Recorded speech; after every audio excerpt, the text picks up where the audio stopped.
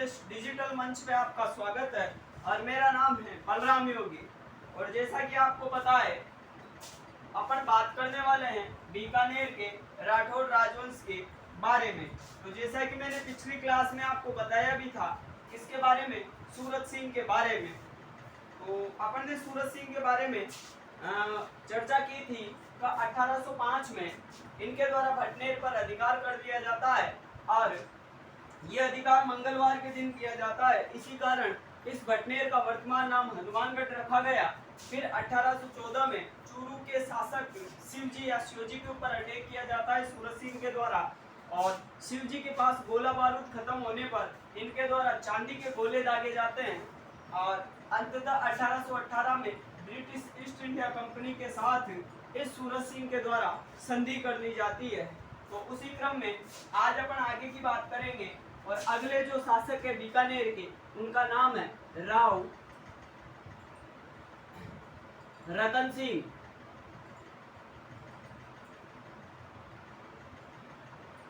अगले बीकानेर के शासक कौन है? राव रतन सिंह। तो इन्होंने क्या किया? 1836 ईस्वी में 1836 ईस्वी में अपने सामंतों को कन्यावध न करने की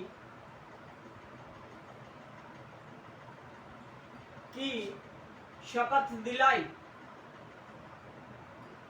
कहने का मतलब, इन्होंने ये रूल बनाया कि अपना जो साम्राज्य है उसमें कन्यावध प्रजा के द्वारा नहीं किया जाए। उसके अलावा इन्होंने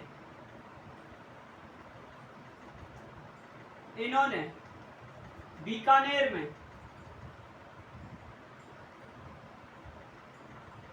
राव रतन सिंह के द्वारा बीकानेर में रतन बिहारी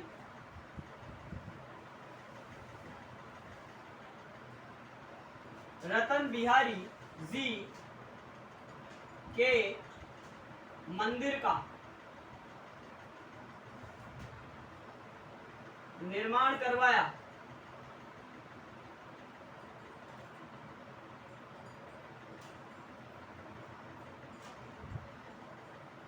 मतलब ये जो राव रतन सिंह थे, इनके द्वारा बीकानेर में रतन बिहारी जी के मंदिर का निर्माण करवाया गया। उसके अलावा अगर इनके दरबारी विद्वान की बात करें, दरबारी विद्वान, तो दरबारी विद्वान का नाम था दयालदास सिंडायच।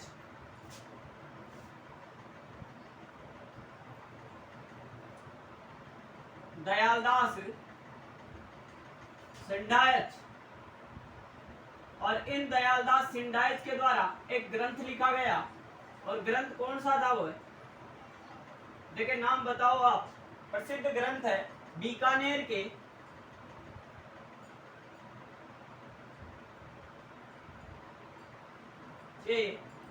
राठौड़ों की ख्यात।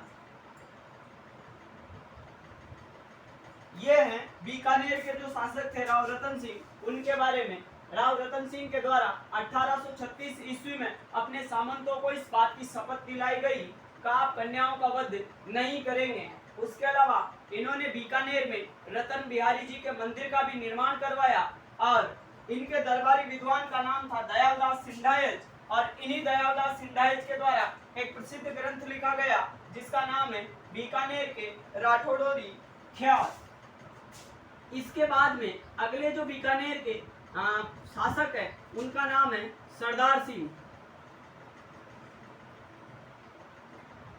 सरदार सिंह। अपन अपने एग्जाम के लिए जो भी महत्वपूर्ण शासक है, उन शासकों की अपन चर्चा कर रहे हैं, जिनसे अमूमन एग्जामों में प्रश्न आने की संभावना बनी रहती है। अगले जो शासक थे उनका नाम था सरदार सिंह। तो सरदार सिंह सत्तावन 1857 की क्रांति के समय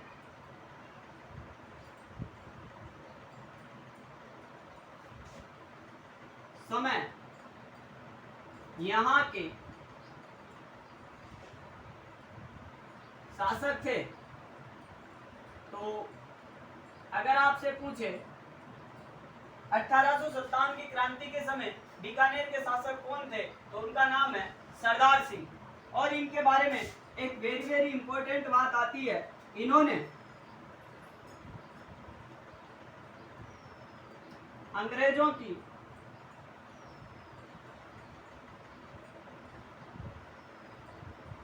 की सहायता करने के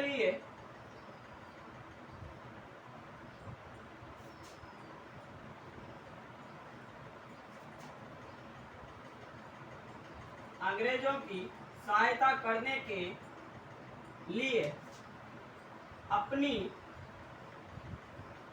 सेना राजस्थान से बाहर बाड़लू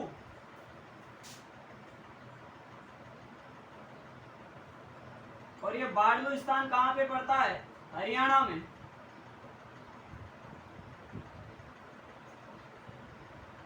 भेजी। ये कौन थे? सरदार सिंह।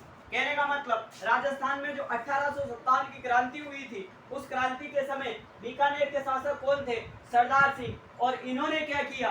अंग्रेजों की सहायता करने के लिए अपनी जो सेना थी, कहने का मतलब क्वेश्चन कैसे पूछा जाएगा आपसे, राजस्थान का एकमात्र ऐसा शासक बताओ जिन्होंने 1857 की क्रांति के समय अंग्रेजों की सहायता करने के लिए अपनी जो सेना थी वो राजस्थान से बाहर बाड़लू हरियाणा में भेजी। तो कभी तो वो आपसे स्थान पूछेगा कहाँ पे भेजी, तो स्थान का नाम है बाड़लू हरियाणा।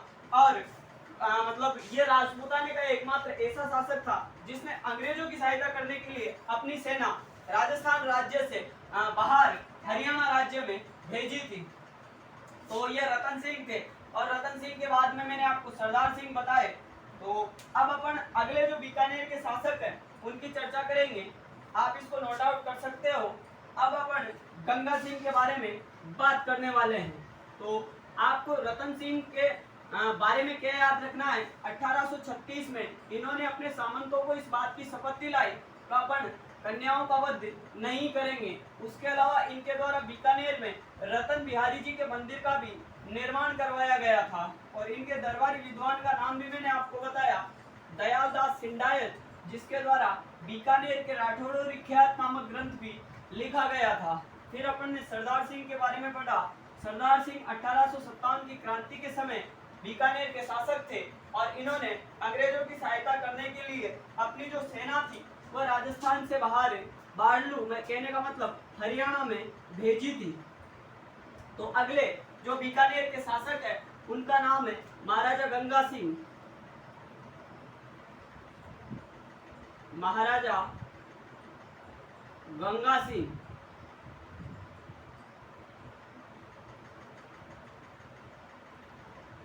अगले जो शासक है उनका नाम है महाराजा गंगा सिंह। तो 1899 ईस्वी में चीन में, आपको पता होगा 1899 में चीन में एक बॉक्सर विद्रोह हुआ था, बॉक्सर विद्रोह। तो 1899 ईस्वी में चीन में हुए बॉक्सर विद्रोह का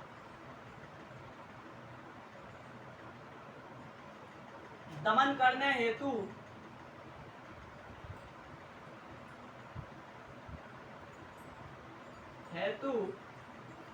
अंग्रेजों का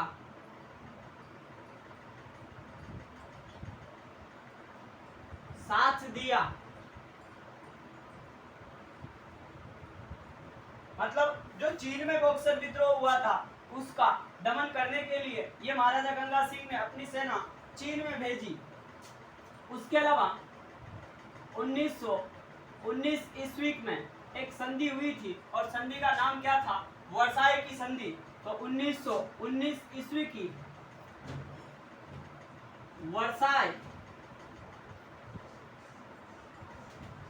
की संधि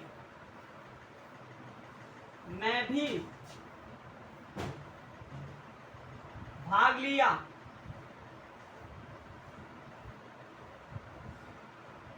1919 ईस्वी की वर्साई की संधि में भी इस गंगा सिंह के द्वारा भाग लिया गया। उसके अलावा 1930, 31 और 32 के तीनों गोलमेज सम्मेलनों में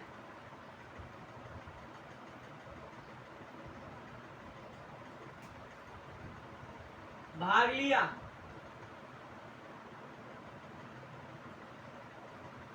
कहने का मतलब ये जो तीनों गोलमेज सम्मेलन थे, इनमें राजस्थान की तरफ से भाग लेने वाले एकमात्र व्यक्ति कौन थे? महाराजा गंगा सिंह, जिन्होंने तीनों गोलमेज सम्मेलनों में भाग लिया था। उसके अलावा 1927 ईस्वी में राजस्थान की प्रथम नहर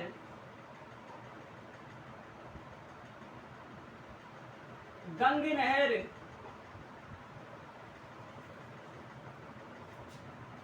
का निर्माण करवाया।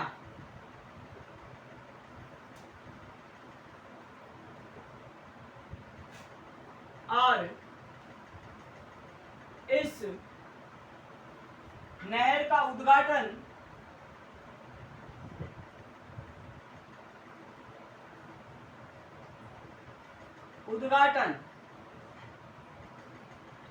वायसराय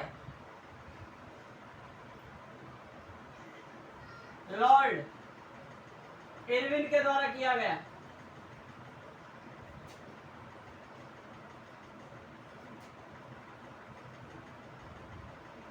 कहने का मतलब ये तो आपको ध्यान रखना है, इस नहर का उद्घाटन किसने किया था। जब मैं आपको राजस्थान में नदियां और नहरें पढ़ाऊंगा उस समय भी अपन इस गंग नहर के बारे में चर्चा करेंगे।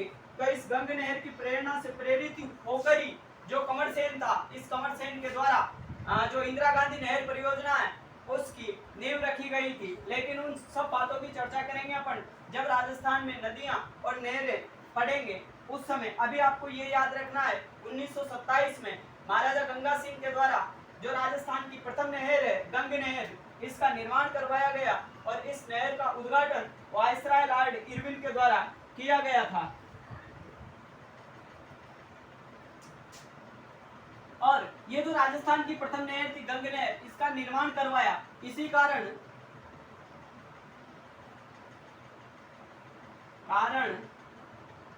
गंगा सिंह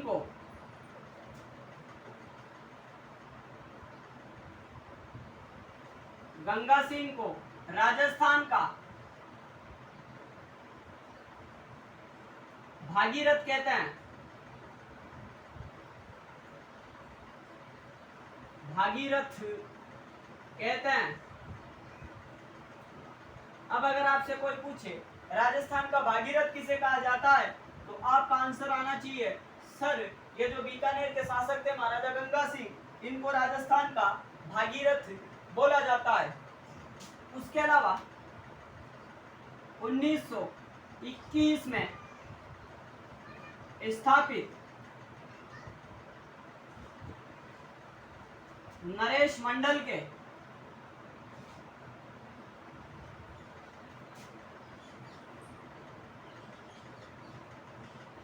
अध्यक्ष बने।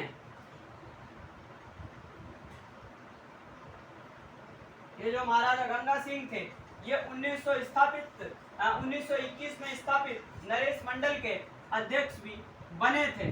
और इन्होंने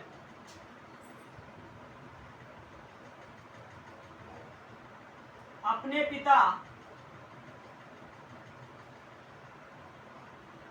पिता लाल सिंह की याद में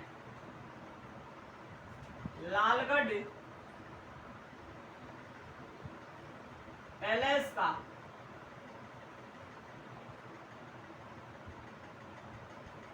निर्माण बीकानेर में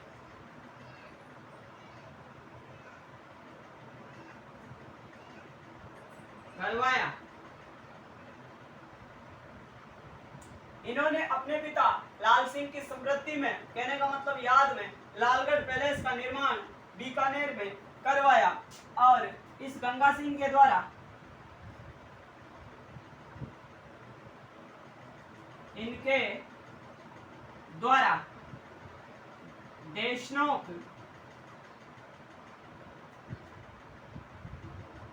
तथा गोगामेड़ी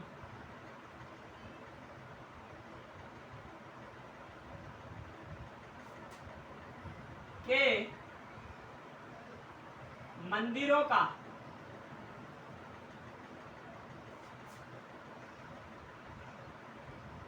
पुनर्निर्माण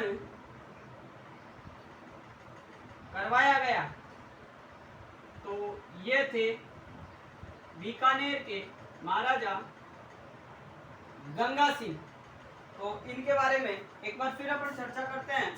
ये जो महाराजा गंगा सिंह थे, इनके द्वारा 1899 में चीन में हुए बॉक्सर विद्रोह का दमन करने हेतु अंग्रेजों का साथ दिया गया। उसके अलावा 1919 की वर्साई की संधि में भी इनके द्वारा भाग लिया गया था और 1930, 31 और 32 के तीनों गोलमेज सम्मेलनों में भी इनके द्वारा भाग लिया गया। और 1927 में राजस्थान की जो प्रथम नहर थी गंग नहर, इसका निर्माण करवाया और इस नहर का उद्घाटन वायसराय लॉर्ड इरविन के द्वारा किया गया था। और इस नहर का निर्माण करवाने के कारण ये जो महाराजा गंगा सिंह है, इनको राजस्थान का भागीरथ भी बोला जाता है। उसके अलावा 1921 में जो स्थापित था नरेश मंडल, इसके ये पहले अध्यक्ष भी बने थे और इन्होंने अपने पिता लाल सिंह की याद में लालगढ़ पैलेस का निर्माण भी बीकानेर में करवाया था। उसके अलावा इन्होंने देशनोक, ये देशनोक कहाँ पे पड़ता है? बीकानेर में, जहाँ पे करणी माता का मंदिर है। और ये गोगामेड़ी कहाँ पे पड़ती है? नौहर भादरा तहसील हनुमानगढ़ में, जहाँ पे कहने का मतलब जहाँ पे जो यहाँ पे मेला भरता है, किसका? शायद पागु राठौड़ का यहाँ पे मेला भरता है। तो ये थे बीकानेर के महाराजा गंगा सिंह। आप इसको नोट आउट भी कर सकते हो। और अपनी जो अगली क्लास होगी वो किसके बारे में लेंगे अपन? मारवाड़ के राठौड़ राजवंश के बारे में। ये था बीकानेर का राठौड़ राजवंश। वैसे अप्रत्यक्ष रूप से इनका संबंध भी कहाँ से माना जाता है? जोधपुर के राठौड़ों से। तो अब अपन अगली जो क्लास है, उस अगली क्लास में जोधपुर के राठौड़ राजवंश के बारे में चर्चा करेंगे। फिर उसके बाद में जयपुर का कछवार राजवंश और उदयपुर का सिसोदिया और रावल वंश। इसके पश्चात ये अपना जो हिस्ट्री वाला पोर्शन है ये खत्म हो जाएगा। और फिर उसके बाद में अपन 1857 की क्रांति के बारे में भी चर्चा करेंगे, लेकिन वो चर्चा करेंगे अपन अगली क्लास में। आज की क्लास और अभी के लिए इतना ही। धन्यवाद। आपका दिन शुभ हो।